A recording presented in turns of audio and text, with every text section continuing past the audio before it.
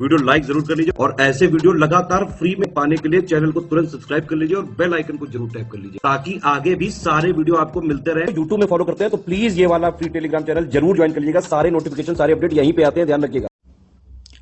इस वीडियो में 29 जनवरी के क्वेश्चंस को हम कवर करेंगे और एससीएस डेली क्विज अगर हमारा अपने चैनल टेलीग्राम का नहीं ज्वाइन किया है तो इसको ज्वाइन करके जितने भी आगामी एग्जाम है उसके लिए लगातार होने वाले क्विजेस को आप अटेम्प्ट करके अपनी तैयारी को बेहतर रूप दे सकते हैं। और हम बिना किसी देरी के फिर आज के क्वेश्चन नंबर 1 से स्टार्ट करते हैं। अगला देखें कि भारतीय संविधान की 7वीं अनुसूची के अनुसार परमाणु ऊर्जा विषय पर कानून बनाने का अधिकार किसके पास है। ठीक है, तो बेसिकली जो हमारा सब्जेक्ट है एटॉमिक एनर्जी है ना, ये यूनियन लिस्ट का सब्जेक्ट है और इस पर सिर्फ जो संसद को अधिकार है कानून बनाने का, तो ए ऑप्शन करेक्ट हो जाएगा हमारा। अगला देखेंगे राष्ट्रीय जांच एजेंसी अधिनियम किस वर्ष अधिनियमित किया गया था। तो जो आप नेशनल इन्वेस्टिगेशन एजेंसी देखते हैं जो इंडिया में टेररिज्म को कह लीजिए काउंटर करने का सबसे टॉप ऑर्गेनाइजेशन है, तो ये एक्ट हमारा जो आया था 2008 में आया था। ठीक, नेशनल इन्वेस्टिगेशन एजेंसी एक्ट, उसके थ्रू इसका एस्टेब्लिशमेंट भी हुआ एनआईए का, तो ऑप्शन सी हमारा करेक्ट हो जाएगा। अगला देखिए निम्न में से कौन सा अनुच्छेद संसद और राज्य विधानमंडलों को सेवा मामलों के अलावा अन्य विवादों के लिए न्यायाधिकरण स्थापित करने के लिए अधिकृत करता है। ठीक है, तो बेसिकली जैसे सर्विस मैटर्स है तो उसके लिए जैसे आप देखते होंगे कि सेंट्रल एडमिनिस्ट्रेटिव ट्रिब्यूनल है ना, फिर स्टेट एडमिनिस्ट्रेटिव ट्रिब्यूनल है, तो उसी प्रकार अगर इससे अलग कोई मामला है जैसे इंटर स्टेट वाटर डिस्प्यूट है कोई, ठीक, तो उसके लिए कोई ट्राइब्यूनल इस्टेब्लिश की जानी है, तो इन सब प्रावधानों के लिए हमारे कॉन्स्टिट्यूशन में एक पार्ट दिया हुआ है, पार्ट 14, ठीक है, 14A। इसमें 2 आर्टिकल भी हैं हमारे 323A और 323B। ठीक है, तो यहाँ पे 323B जो है इसमें ये सब पर्पसेस के लिए ट्राइब्यूनल एस्टेब्लिश करने का प्रोविज़न है, तो बी ऑप्शन जो है इसको करेक्ट करेंगे हम। अगला है कि निम्न में से किस धर्म की स्थापना भारतीय उपमहाद्वीप में हुई थी। ठीक है, तो अगर हम देखेंगे तो ये सब जैसे यहूदी धर्म, क्रिश्चियन और इस्लाम जो है ये सब बाहर इस्टेब्लिश या कह लीजिए फाउंड हुए, बट जो बौद्ध धर्म है यहाँ पे इसकी शुरुआत भारत में हुई या इंडियन सब कॉन्टिनेंट में, तो डी ऑप्शन करेक्ट हो जाएगा। अगला देखें कि गिरफ्तार किया जाने वाला व्यक्ति भारतीय संविधान के निम्न में से किस अनुच्छेद के अनुसार गिरफ्तारी के कारणों को जानने का अधिकार है। ठीक है, तो मान लीजिए कभी कोई व्यक्ति की गिरफ्तारी होती है किसी मामले में, तो उसको ये जानने का एब्सोल्यूट राइट है कि किस रीज़न से उसको गिरफ्तार किया जा रहा है, चूँकि एक फंडामेंटल राइट है आर्टिकल 22 के अंदर। ठीक, पार्ट 3 में, तो ऑप्शन हमारा ए करेक्ट हो जाएगा। अगला देखिए कि ICRMW का पूर्ण रूप क्या है। ठीक है, तो बेसिकली एक कन्वेंशन है जिसका फुल फॉर्म यहाँ ऑप्शन डी में लिखा हुआ है, आप इसको एक बार देख लीजिए, डी ऑप्शन हमारा करेक्ट हो जाएगा और उसके बारे में थोड़ा और डिटेल में भी पढ़ा है। भारत में पुरुषों के लिए शादी की न्यूनतम कानूनी उम्र जो है वो क्या है, लीगल एज फॉर मैरिज, तो पुरुषों के लिए है ये 21 साल। अब जैसे अभी महिलाओं के लिए 18 साल थी, इसको रेज करने के लिए किया जा रहा था 21 साल तक, है ना, तो इस पर काफ़ी अभी चर्चा में भी रहा है मुद्दा, तो फिलहाल इस क्वेश्चन के लिए हमारा जो सी ऑप्शन है करेक्ट होगा। अगला है कि गांधी जी की गिरफ्तारी के बाद निम्न में से किसने दांडी मार्च का नेतृत्व किया। ठीक है, तो बेसिकली जब साबरमती से दांडी मार्च स्टार्ट हुआ गांधी जी के द्वारा, तो इनको गिरफ्तार किया गया, तो उसके बाद जो है इस मूवमेंट का जो लीड किया यहाँ पे सरोजनी नायडू जी ने किया था, तो सी ऑप्शन करेक्ट हो जाएगा। अगला है कि in which year the central administrative tribunal was set up. ठीक है, तो जो हमारा केंद्रीय प्रशासनिक अभिकरण होता है जिसके अंदर जो सर्विसेज से संबंधित मामले हैं, उसके डिस्प्यूट अगर कोई है, उससे संबंधित कोई चीज़ है, तो यहाँ पे उसकी सुनवाई वगैरह होती है, तो इसका एस्टेब्लिशमेंट हमारा हुआ था 1985 में। ठीक, तो सी ऑप्शन करेक्ट हो जाएगा। और तो अभी हाल ही में इसकी एक बेंच भी जो है वो चेन्नई में खोली गई थी। अगला है कि एक देखिए यहाँ पे संस्था है राय साधिकारी संस्था, है ना, यहाँ पे इसको रायथू साधिकारी संस्था के नाम से भी जान रहे हैं, तो इसके माध्यम से किस राज्य सरकार ने शून्य बजट पर प्राकृतिक कृषि कार्यक्रम लागू किया है। ठीक है, तो बेसिकली जो हमारा जीरो बजट नेचुरल फार्मिंग होती है जिसमें ऑर्गेनिक खेती वगैरह की जाती है, तो इस संस्था के थ्रू जो स्टेट गवर्नमेंट इम्प्लीमेंट किया है इस कह लीजिए प्रोग्राम को, जीरो बजट नेचुरल फार्मिंग को, ये है आंध्र प्रदेश की गवर्नमेंट, तो ए ऑप्शन करेक्ट हो जाएगा। अगला देखिए कि अरब सागर का कौन सा द्वीपीय देश भारत का पड़ोसी है। ठीक है, तो देखिए चूंकि इंडिया का पेनिनसुलर पार्ट ऐसा है कुछ, अब इधर का एरिया है अरेबियन ओशन, ठीक, इधर बे ऑफ बंगाल आपका है और ये नीचे है हमारा इंडियन ओशन का पार्ट। ठीक है, आप क्वेश्चन के हिसाब से देखें तो पूछा जा रहा है कि अरेबियन सी के का में स्थित कौन सा देश हमारा नेबर है, तो यहाँ तो है श्रीलंका, इधर आपको मिलेगा मालदीव्स। ठीक, तो चूंकि मालदीव्स ही जो है वो अरेबियन सी में पड़ता है, तो इस चक्कर में ऑप्शन हमारा जो है ए करेक्ट हो जाएगा यहाँ पे। अगला देखें कि 5वीं से 4वीं शताब्दी ईसा पूर्व के आसपास बुद्ध के उपदेशों का जो संकलन है निम्न में से कौन सा था, ठीक है। तो बेसिकली जो कंपाइलेशन है बुद्धा के जो सरमन्स हैं उसके सारे कंपाइलेशंस को हम जानते हैं त्रिपिटक के नाम से, ठीक। तो सी ऑप्शन हमारा जो है ये करेक्ट हो जाएगा। सरस्वती सम्मान एक वार्षिक पुरस्कार है जो भारतीय संविधान की 8वीं अनुसूची में सूचीबद्ध कितनी भारतीय भाषाओं में से किसी में भी गद्य या पद्य में असाधारण साहित्यिक कार्य के लिए दिया जाता है, ठीक है। तो पर्पस यहाँ देख लिया आपने सरस्वती सम्मान का क्या है कि जो हमारा जितने भी गद्य या पद्य में साहित्यिक या लिटरेरी कार्य है उनके लिए दिया जाता है ये पुरस्कार। और इसमें चूंकि 8वीं अनुसूची में हमारी 22 भाषाएं सूचीबद्ध हैं तो सभी भाषाओं को यहाँ पे कवर किया जाता है, तो सी ऑप्शन जो है करेक्ट हो जाएगा। अगला है कि निम्न में से कौन सा स्मारक लखनऊ में स्थित है, ठीक है। तो उत्तर प्रदेश की जो कैपिटल है लखनऊ, यहाँ पे स्थित है बड़ा इमामबाड़ा, ठीक। तो डी ऑप्शन करेक्ट हो जाएगा। अगला है कि भारतीय संविधान का 103वां संशोधन सरकारी नौकरियों और शैक्षिक संस्थानों में किसे आरक्षण प्रदान करता है, ठीक है। तो 103वां अमेंडमेंट हुआ वर्ष 2019 में, ठीक। यहाँ पे एक अलग से कैटेगरी बनाई गई जो हमारे जनरल क्लास था उसके अंदर EWS है ना, इकोनॉमिकली वीकर सेक्शन। तो इसमें जो है इनको रिजर्वेशन दिया गया गवर्नमेंट जॉब और एजुकेशनल इंस्टीट्यूशंस के अंदर। तो बी ऑप्शन जो है इसको करेक्ट करेंगे हम। अगला है कि भारतीय कृषि अनुसंधान परिषद का राष्ट्रीय केला अनुसंधान केंद्र कहाँ पर स्थापित है, ठीक। तो बेसिकली ICAR के अंडर में है जो हमारा नेशनल बनाना रिसर्च सेंटर है, ये है आपका तमिलनाडु में तिरुचिरापल्ली में, ठीक। तो जो है बी ऑप्शन करेक्ट हो जाएगा हमारा। अगला देखें कि थरवोई कंदीगई कन्नन कोट्टई, ठीक है, ये पूरा नाम है। तो ये जलाशय निम्न में से किस राज्य में स्थित है। रिजर्वायर है बेसिकली एक वाटर रिजर्वायर और ये स्थित है तमिलनाडु में, ठीक। तो सी ऑप्शन करेक्ट होगा। अगला देखिए निम्न में से किसे विटामिन B2 के नाम से भी जाना जाता है, ठीक है। तो विटामिन B2 बेसिकली होता है राइबोफ्लेविन, ठीक। ऑप्शन हमारा बी करेक्ट हो जाएगा। और बेसिकली इसका जो मेन काम है ये हेल्प करता है जो हमारे प्रोटीन्स, फैट्स और कार्बोहाइड्रेट्स होते हैं इनको ब्रेक डाउन करने में, ठीक है, बॉडी के अंदर। अगला देखिए कि नवंबर 2021 की स्थिति के अनुसार कितने करोड़ रुपए से कम टर्नओवर वाली भारतीय फर्म पर कॉर्पोरेट टैक्स नहीं लगाया जाता, ठीक है। तो बेसिकली जैसे इनकम टैक्स लगता है तो वैसे कंपनीज के ऊपर कॉर्पोरेट टैक्स लगता है, ठीक है। तो अगर कोई हमारी फर्म है जो कि उसका एक overall turnover with in financial year 1 crore रुपए से कम है तो उसके ऊपर कॉर्पोरेट टैक्स नहीं लगेगा, ठीक। तो यहाँ पे बी ऑप्शन जो है इसको करेक्ट करेंगे हम। अगला है कि निम्न में से कौन सा समारोह मुख्यतः उड़ीसा से संबंधित है, ठीक है। तो बेसिकली यहाँ पे अगर हम देखें तो फंक्शन हमारा जो बाली यात्रा का है ये उड़ीसा से संबंधित है, ए ऑप्शन करेक्ट हो जाएगा। अगला देखिए निम्न में से किसने 2021 का बुकर पुरस्कार जीता था, ठीक है। तो बुकर प्राइज यहाँ पे 2021 में मिला था डेमन गलगुट को, ठीक। तो ए ऑप्शन जो है करेक्ट हो जाएगा हमारा। अगला है कि पंजाब के किस जिले में भारतीय सैनिकों के कंकाल के अवशेष मिले थे जिन्हें ब्रिटिश सैनिकों ने 1857 में प्रथम स्वतंत्रता संग्राम में भाग लेने के लिए मार दिया था, ठीक है। और इन्हें मार्च 2014 में खोजा गया था। तो 2-3 फैक्ट यहाँ पे कवर करने वाले हैं कि देखिए जो फिलहाल ये जो हमारे सैनिकों के अवशेष मिले ये अमृतसर में मिले थे, ठीक।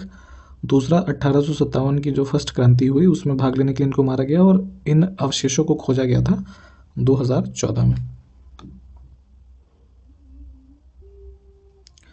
अगला है कि निम्न में से कौन सा ध्वनि तरंगों का एक अभिलक्षण नहीं है, ठीक है। कैरेक्टरिस्टिक्स जो साउंड वेव्स होती हैं हमारी उसका कौन सा नहीं है, ठीक है। तो साउंड वेव्स जो होती हैं हमारी प्रोग्रेसिव इन नेचर होती हैं, ठीक है। ये लॉन्गिट्यूडनल होती हैं, मैकेनिकल वेव्स भी इनको बोलते हैं, बट इलेक्ट्रोमैग्नेटिक जो विद्युत चुंबकीय है ये इसका कोई लक्षण नहीं है साउंड वेव्स का। तो बी जो है ये करेक्ट हो जाएगा। निम्न में से किस वर्ष में औरंगजेब के आदेश पर सिखों के 9वें गुरु जो कि श्री गुरु तेग बहादुर थे इनकी हत्या कर दी गई थी, ठीक है। तो यहाँ पे 1675 में जो है इनकी हत्या की गई थी। तो ध्यान दीजिएगा ऑप्शन हमारा बी करेक्ट है। जो 9th गुरु थे तेग बहादुर जी औरंगजेब के आदेश पे। अगला है कि लोहा और इस्पात उद्योगों के संदर्भ में शहरों और राज्यों का निम्न में से कौन सा युग्म जो है वो सही है, ठीक। तो आयरन और स्टील इंडस्ट्रीज का बेसिकली एक काफ़ी फेमस सिटी है भिलाई जो कि है छत्तीसगढ़ में। तो ऑप्शन हमारा बी जो है ये करेक्ट हो जाएगा। अगला है कि निम्न में से कौन सी धातु खुले में रखे जाने पर आग लगने की संभावना है, ठीक है। तो बेसिकली होता क्या है कि जो पोटेशियम और सोडियम होता है, अगर इनको आप ओपन में ऐसे रखते हैं तो चूंकि ये हाईली कह लीजिए जल्दी से गर्म हो जाते हैं और ऑक्सीजन और मॉइस्चर के कांटेक्ट में आने पे इनमें जो है वो आग लग जाती है। ठीक, तो ऑप्शन हमारा जो है डी करेक्ट हो जाएगा। अगला है कि भारतीय संविधान का 74वां संशोधन अधिनियम 1992 निम्न में से किससे संबंधित है। ठीक है, तो बेसिकली इस अमेंडमेंट से हमारा जो पार्ट 9A है नगर पालिका यानी कि म्यूनसिपालिटी का, जो कि अनुच्छेद 243 पी से लेके 243 जेड जी तक है। ठीक, इसका प्रावधान इसमें दिया हुआ है, तो ऑप्शन हमारा ए करेक्ट हो जाएगा। अगला है कि महाजन कमीशन रिपोर्ट 2020 का संबंध निम्न में से किन राज्यों के सीमा विवाद से है। ठीक है, तो बेसिकली जो कर्नाटक और महाराष्ट्र का बॉर्डर है, तो यहाँ पे बॉर्डर डिस्प्यूट था इन दोनों स्टेट्स के बीच में, तो महाजन कमीशन की रिपोर्ट जो है इनके संदर्भ में आई थी, तो डी ऑप्शन हमारा करेक्ट हो जाएगा। अगला है कि गुजरात के अलावा विवाहित महिलाओं द्वारा की जाने वाली जीविती, जिसको जीवती या फिर जीवत भी बोलते हैं, ये पूजा मुख्य रूप से किस राज्य या फिर केंद्र शासित प्रदेश में की जाती है। ठीक है, तो ये विवाहित महिलाओं द्वारा की जाने वाली एक पूजा है जीविती, और ये गुजरात के अलावा महाराष्ट्र में भी होता है, तो ए करेक्ट हो जाएगा।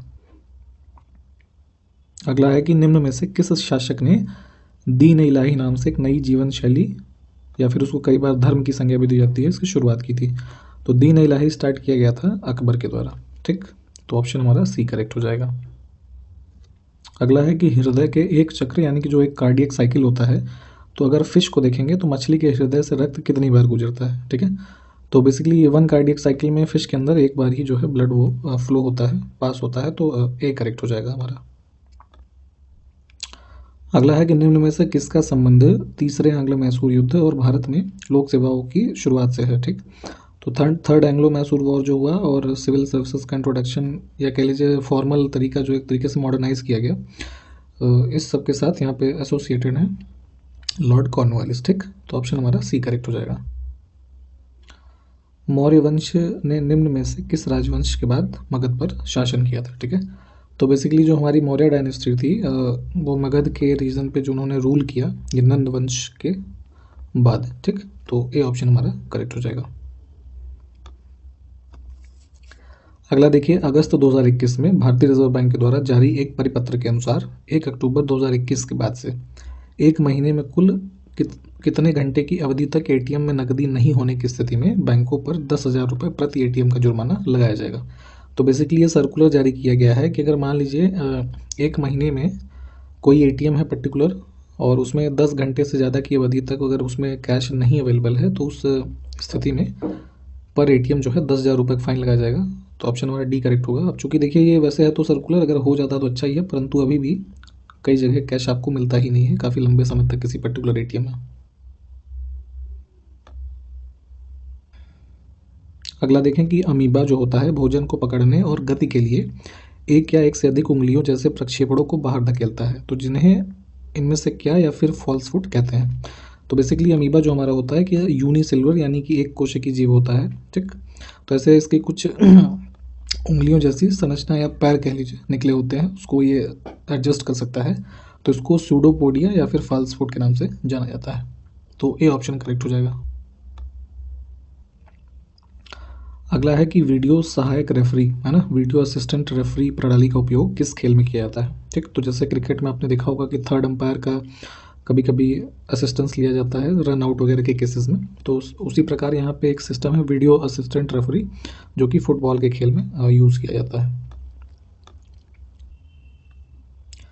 अगला है कि एक पुस्तक है शांताराम, तो निम्न में से किस लेखक द्वारा रचित एक उपन्यास है, बेसिकली नॉवेल है ना, तो ये ग्रेगरी डेविड रॉबर्ट्स का नॉवेल लिखा हुआ है, ए ऑप्शन करेक्ट होगा। अगला है कि भारत के प्रथम और एकमात्र निजी जेट टर्मिनल का उद्घाटन सितंबर 2020 में कहाँ किया गया। ठीक है, तो बेसिकली जो फ्लाइंग के लिए प्राइवेट जेट जैसे प्राइवेट जेट टर्मिनल होते हैं, तो ये जो इंडिया का फर्स्ट और ओनली है, इसको इनॉग्रेट किया गया था सितंबर 2020 में दिल्ली के अंदर। ठीक, तो डी ऑप्शन हमारा करेक्ट हो जाएगा। अगला है कि महामघम उत्सव प्रत्येक 12 वर्ष में एक बार किस राज्य में मनाया जाता है। ठीक है, तो बेसिकली जैसे कुंभ का आयोजन होता है 4 स्थलों पे है ना, कुंभ, महाकुंभ, अर्धकुंभ, तो उसी प्रकार से कि ये बाथिंग फेस्टिवल है महामघम। ठीक है, और ये हमारा तमिलनाडु में आयोजित होता है प्रति 12 वर्ष में, जिसमें माना जाता है कि यहाँ पे स्नान करने से लोग अपने पापों को धो सकते हैं। अगला है कि 1991-92 में पहला इनमें से कौन सा पुरस्कार जो है विश्वनाथ आनंद को प्रदान किया गया था। तो विश्वनाथ आनंद जो है चेस प्लेयर हैं और यहाँ पे राजीव गांधी खेल रत्न का जो इस्टेब्लिशमेंट हुआ था इसी समय, तो ये पहला इनको दिया गया था। और अब जो है इसका नाम बदल करके मेजर ध्यानचंद जो हॉकी के प्लेयर थे उनके नाम पे कर दिया गया है पिछले वर्ष के साथ। अगला देखें, संयुक्त राष्ट्र के खाद्य और कृषि संगठन ने किस वर्ष में कोरापुट पारंपरिक कृषि को वैश्विक रूप से महत्वपूर्ण कृषि विरासत के रूप में घोषित किया है। ठीक है, तो जैसे अब हमने पिछले वीडियो में भी किसी में आपको बताया था कि जैसे कश्मीर के केसर को यहाँ पे किया गया था ये वैश्विक रूप से महत्वपूर्ण कृषि विरासत के रूप में नामित, तो उसी प्रकार जो कोरापुट है हमारा, वहाँ पे जो ट्रेडिशनल हमारा एग्रीकल्चर होता है ना, तो उसको यहाँ पे रजिस्टर्ड किया गया था 2012 में। तो अब बी करेक्ट हो जाएगा।